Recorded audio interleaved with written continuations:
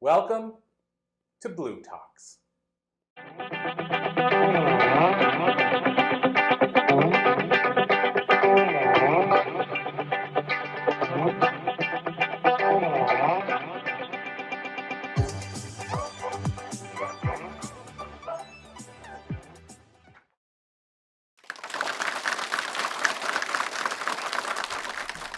So I got here the way most of us do, through survival, stubbornness, and a whole lot of just keep going.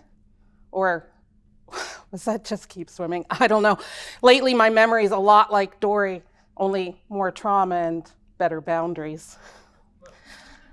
Life did not hand me peace and clarity in some shiny little gift bag. Spoiler alert, there was no gift bag. It wasn't even a damn coupon. At best, life handed me a cracked coffee mug and a stack of bills that said, "Figure it out," scribbled in Sharpie. And I did, messily, quietly, one breakdown at a time, usually in airport bathrooms, between flights, because that's just where it happened to land. So let's go back in time for a minute. I was 16 when I tried to die. And this next part's really important. It wasn't a cry for help. It wasn't for attention, and I wasn't trying to scare anyone into caring. It was quiet, final. I didn't want to survive. So I downed a bottle of pills and vodka, laid on the couch and thought, finally, the pain's gonna stop, and I am gonna be done with this world that didn't seem to want me in it anyway. I woke up in a hospital. There was a lady leaning over my bed saying, "Now, Beverly, you didn't really want to die, did you?" And I just nodded yes. And when I got home, crickets. Nothing. No one asked why. No one said, "What do you need?" No one even acknowledged that it had happened. And to this day, I'm 53, and it has never been spoken of, not once. And that silence, that teaches you something. It teaches you how to hide, how to lie, how to shapeshift yourself into whatever version makes everybody else comfortable. I spent years trying to be the likable one, the loud one, the funny one, always cracking a joke, always making people laugh. Because when no one sees your pain, you get to pretend it doesn't exist either. Let's fast forward a decade. I'm married, 3 children, trying to hold it all together with duct tape and denial. And then my youngest daughter dies. And that moment, that's the moment that broke me for real. Not in some poetic movie scene kind of way, just in a way that made everything stop. I wasn't even surviving. I was paused. I couldn't eat. I didn't sleep. I couldn't keep track of the days I was underwater.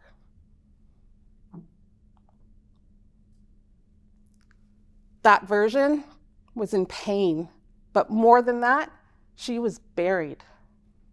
But here's the thing that no one tells you. Being buried and being planted feel exactly the same at first. Because there is no sign that says, this is where you grow. There's just darkness, pressure, silence. And I started noticing that I just couldn't keep going. So I started noticing little things that I couldn't ignore, like why I would jump every time the phone would ring, or why I would practice saying no 100 times and still say yes with a smile, or why I would brace myself every time I walked into a room. You see, it wasn't just anxiety. It was my nervous system on high alert. Like life was one long fire drill. So when I was trying to be the likable one, I thought, if I can just keep them comfortable, maybe they won't see the pain. If I could just keep the energy up, maybe the pain wouldn't scare them away. If I could just be entertaining enough, they wouldn't notice that I was drowning. And for a long time, I thought that that's what life was going to be. One long round of pain management. But when I started doing the work, the unglamorous, slow, uncomfortable work, that's when I started listening differently. I started noticing when my shoulders were tense before I snapped. I started recognizing when I wasn't actually angry, I was scared. And I learned to sit with it instead of bulldozing through it. I stopped apologizing for taking up space, unless someone bumps into me. Then I still say sorry because I'm Canadian, not cured.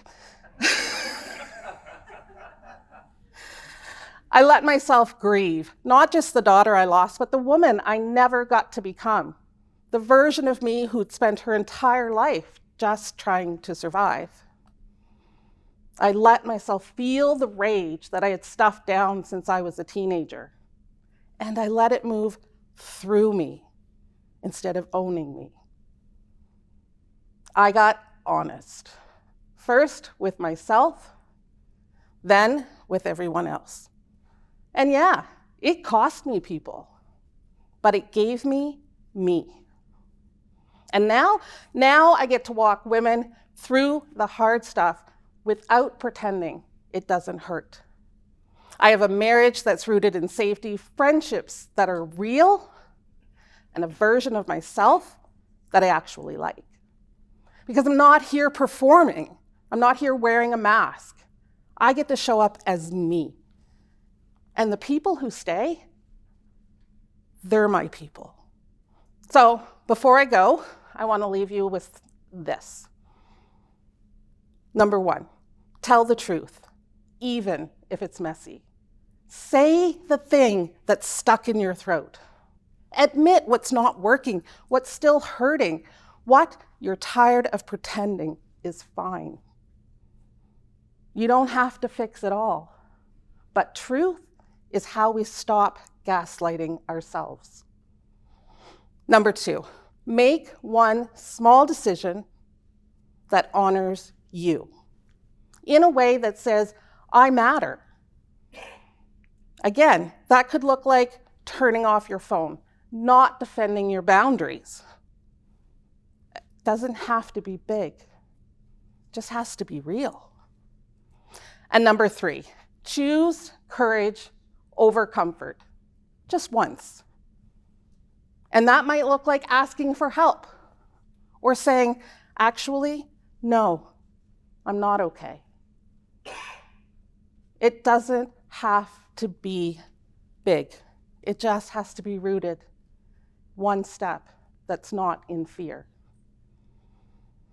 Look, there's no perfect map for this, but you don't need perfect. You need honest. And healing doesn't happen in isolation. It happens in the asking, in the reaching, in the letting people in bit by bit. So if you do one thing when you leave here today, let it be this. Text someone something real. It doesn't have to be deep. It could simply be, today's a lot. Or, hey, got snacks and emotional bandwidth? Honestly, that may be the bravest thing you do today. And I promise there's more on the other side of reaching than you could ever imagine, because I'm still here. Thank you.